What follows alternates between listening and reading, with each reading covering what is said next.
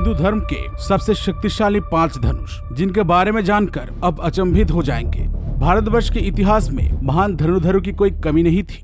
इनके पास एक से बढ़कर एक विलक्षण दिव्यास्त्र थे, जिनके सहारे पूरी सृष्टि का भी विनाश किया जा सकता था।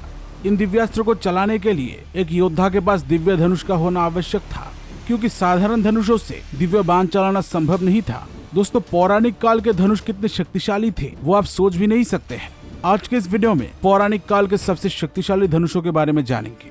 लेकिन वीडियो में आगे बढ़ने से पहले अगर आप इस चैनल पर नए हैं तो इस चैनल को सब्सक्राइब करके बेल आइकन को जरूर दबा दीजिए, क्योंकि हिंदू धर्म के बारे में हम इस चैनल पर वीडियो बनाते रहते हैं। दोस्तों, पौराणिक काल के शक्तिशाली धनुषों के बारे में जानकर आपके होश उड़ने वाले हैं। तो चलिए जान लेते हैं पौराणिक काल के सबसे शक्तिशाली 5 धनुषों के बारे में। गांडीव धनुष। अर्जुन महाभारत के सर्वश्रेष्ठ धनुर्धरों में से एक थे।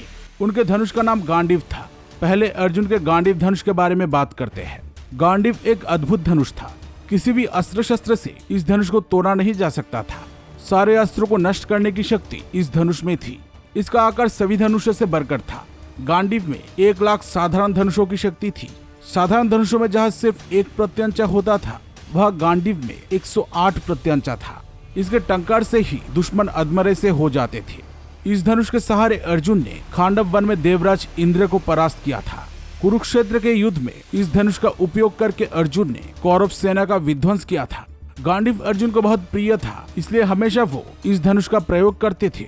इसके साथ अर्जुन के पास अक्षय तरकश भी थे। उस तरकश को अक्षय तरकश कहा जाता है, जिसके बाण कभी समाप्त नहीं होती है। लेकिन अर्जुन को कैसे मिला था महाशक्तिशाली गांडीव धनुष? पौराणिक कथाओं के अनुसार स्वयं ब्रह्मा जी ने इस धनुष का निर्माण किया था। इसके बाद उन्होंने 1000 साल तक इस धनुष का प्रयोग किया। तत्पश्चात इंद्रदेव को यह धनुष मिला। इसके बाद उन्होंने इस धनुष को चंद्रदेव को दे दिया। चंद्रदेव ने 500 साल तक इस धनुष का उपयोग किया।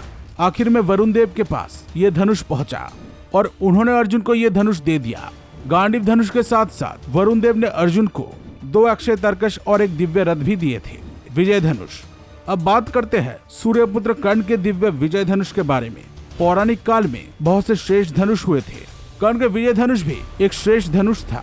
कहा जाता है इस धनुष को धारण करने से कोई योद्धा अजय हो जाता था। आखिर इस धनुष में ऐसा क्या था कि इसको धारण करने से कोई योद्धा अजय हो जाता था?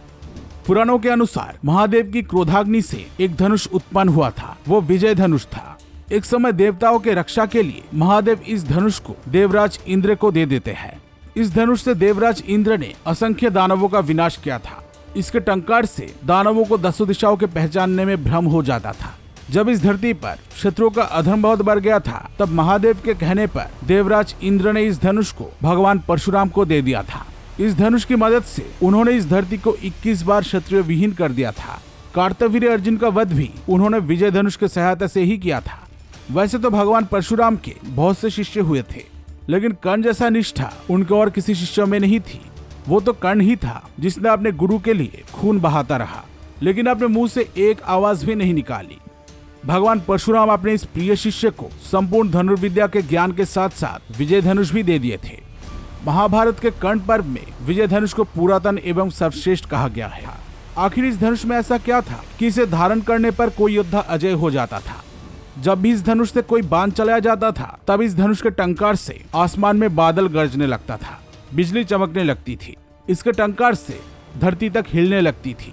इस धनुष से जो तीव्र रोशनी निकलती थी, उसके तेज से शत्रु सेना अंधे तक हो जाते थे। कोई सामान्य इंसान तो इस धनुष को उठा ही नहीं सकता था। विजय धनुष की प्रत्यंचा को किसी भी तरह काटा नहीं जा सकता था। अर्जुन का गांडीव धनुष भी एक श्रेष्ठ धनुष था, लेकिन कुरुक्षेत्र युद्ध के 17वें दिन कर्ण ने अपने विजय धनुष से अर्जुन के गांडीव धनुष के 11 प्रत्यंचा को काट दिया था। लेकिन अर्जुन कर्ण के विजय धनुष के 1 प्रत्यंचा को भी छू नहीं पाए थे। इससे पता चलता है कि विजय धनुष गांडीव धनुष से भी श्रेष्ठ था।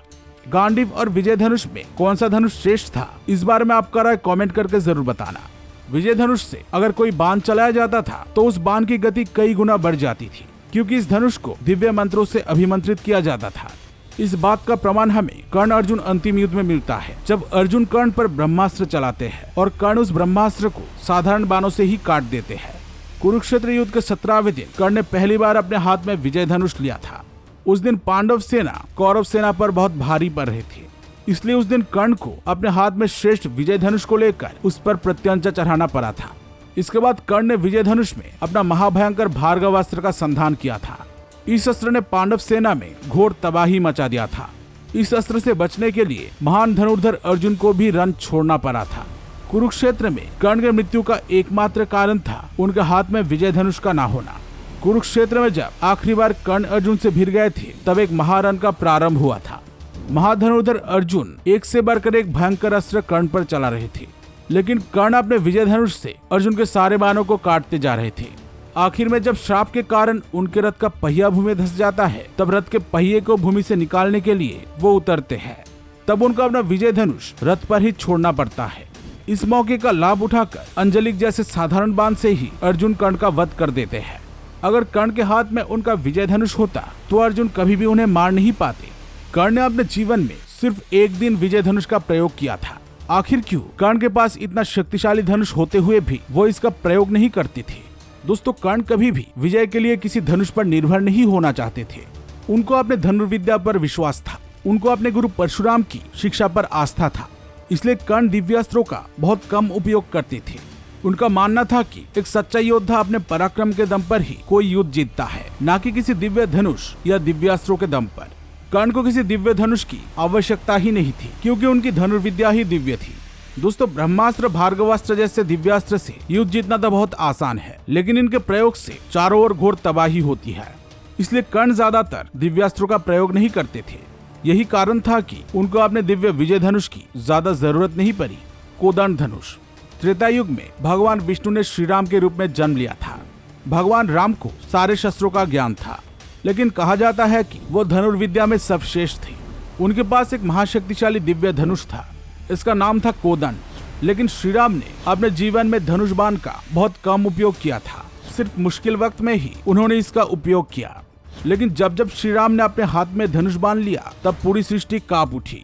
जब समुद्र ने श्री राम को मार्ग नहीं दिया था तब उन्होंने समुद्र को सुखाने के लिए अपने हाथ में अपना कोदंड धनुष उठाया था। इस धनुष में बाण का संधान करते देख समुद्र भी भयभीत हो गया था। तब समुद्र के देवता को श्री राम के सामने प्रकट होकर उनसे क्षमा मांगना पड़ा था। इस धनुष के सहारे श्री राम ने ना जाने कितने शक्तिशाली राक्षसों का वध किया था। रावण जैसे महाशक्तिशाली असुरों का वध भी श्री राम ने कोदंड धनुष के सहारे ही किया था। सारंग धनुष। भगवान विष्णु के धनुष का नाम सारंग है। देव कारीगर विश्वकर्मा जी ने इस धनुष का निर्माण किया था। महादेव के पिनाक धनुष की तरह ही ये धनुष महाशक्तिशाली था। इस धनुष के जरिए उन्होंने असंख्य दुष्टों का नाश किया है। सारंग भगवान विष्णु को बहुत प्रिय था। भगवान परशुराम के पूर्वज ऋषि ऋचिक को भगवान विष्णु ने ये धनुष दे दिया था। आखिर में विष्णु जी का अवतार भगवान परशुराम को ये धनुष मिला था। इस धनुष के सहारे परशुराम जी ने अधर्मी क्षत्रियों का विनाश किया था। जब परशुराम जी का ये उद्देश्य पूरा हो गया तब उन्होंने श्री राम को ये धनुष दे दिया था। पिनाक धनुष। नंबर 1 पर है महादेव का पिनाक धनुष। स्वयं महादेव ने इस धनुष का निर्माण किया था। इस धनुष के बहुत सारे नाम हैं। कहीं इसे शिव धनुष कहा गया है तो कहीं इसे देव धनुष कहा गया है, लेकिन ज्यादातर इसे पिनाक ही कहा गया है। रामायण, महाभारत और पुराणों में इस धनुष को पिनाक ही कहा गया है। धनुर्वेद के निर्माता महादेव इस धनुष को धारण करते थे, इसलिए उन्हें पिनाकधारी भी कहा जाता है।